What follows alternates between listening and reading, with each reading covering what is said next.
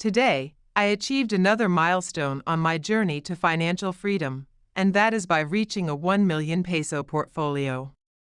Yes, I am now a millionaire, and the excitement hasn't sunk in yet. Deep inside, I want to shout into the world that I am a millionaire, but I cannot. I want to call for a celebration, but I cannot. Because the reality is, nobody knows that I am a millionaire, not even my family or my close friends. I did it all alone, and now I'm afraid to tell anybody.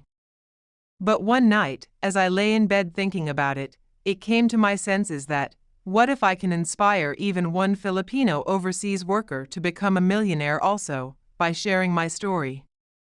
That would be great, right?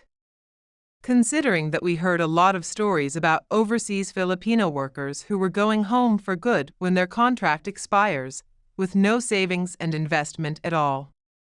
As a result, their lifestyle will eventually go back to where they are before they went to work abroad, or even worse.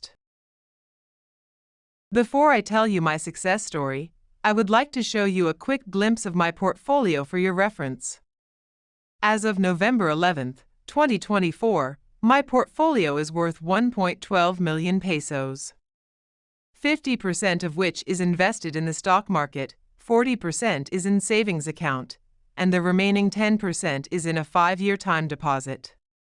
In terms of broker or financial institution, 50% is on BPI Trade because this is the broker I use for trading in the stock market. 22% is in BPI Bank, 17% is at Union Bank, and 11% at Land Bank. As you can see, fixed assets like house, land, or real estate was not included here. These are all liquid assets that are readily available when needed. Now, let's go back 5 years ago when I came to my senses and started my journey towards financial independence. I've been working abroad long enough to enjoy some luxuries in life, without even thinking what will happen in the future. But when I hit the age of 50, I came to realize that retirement is just around the corner, and with no savings and investments, it made me sick to think that I've been working so hard for nothing, and to make matter worse, I came across Warren Buffett saying that if you don't find a way to earn money while you sleep, you will work until you die. This quote went straight into my heart. Nobody wants to work beyond retirement age, but with no savings at all, I have no other option but to really work until I die. As I lay in bed thinking about the mess I created into my life, I realized that I still have at least 10 years to make it right, and salvage at least a favorable retirement life. The timeline was tight, but with a positive mindset and proper planning, I was confident that I will gain some ground and ultimately catch up towards the end as I draw near retirement. So, one quiet afternoon, at the age of 50, I made a self-assessment of my current situation and made a list of things that I want to accomplish in the next 10 years of my life. One of which was to start saving and investing in the Philippines and achieve a 1 million portfolio in the first 5 years or by the end of 2024. Today, I was able to meet this target with 2 months to spare. But how did I do it? The first thing I did was to maximize my earning potential. As the saying goes, the 3 things to consider in buying a real estate is location, location, and location. The same is true if you want to improve your earning potential. You must be at the right location where competition is minimal. So what I did was to quit my job in the city of Vancouver and went to work in the Yukon. In doing so, I was able to double my earnings and at the same time reducing my cost of living by 40% since living in the Yukon is way cheaper than in Vancouver. In relation to this, the second thing that I did was to get out of my comfort zone. Living in the city could have been a very comfortable way of life, close to family and friends, and all the amenities in life are readily available. But if you have a goal to accomplish, you have to sacrifice one over the other, and that's what I did because in most cases, you can't have them both. The third thing that I did was to develop and master the habit of saving and investing.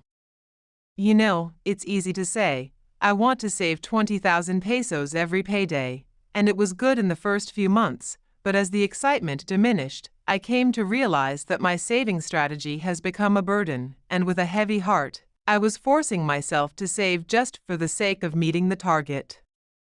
You can't develop a habit overnight. It will take some time, and it took me more than a year to realign my saving habit in relation to my goal and my financial capability.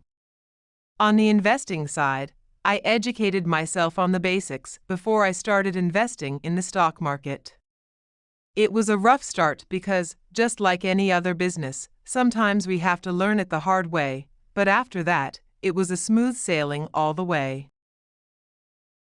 Finally, the last thing that I did was to maximize the power of compounding.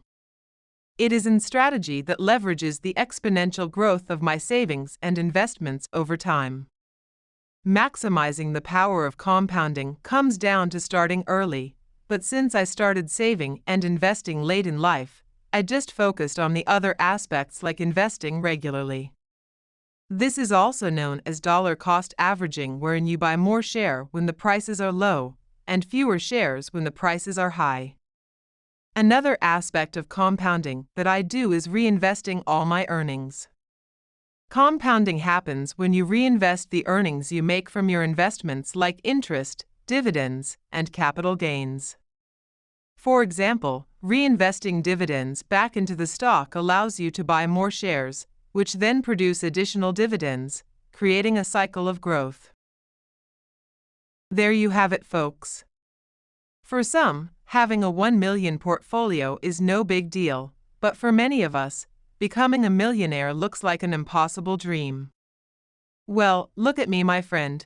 I did it in 5 years, so I am a living proof that it can be done.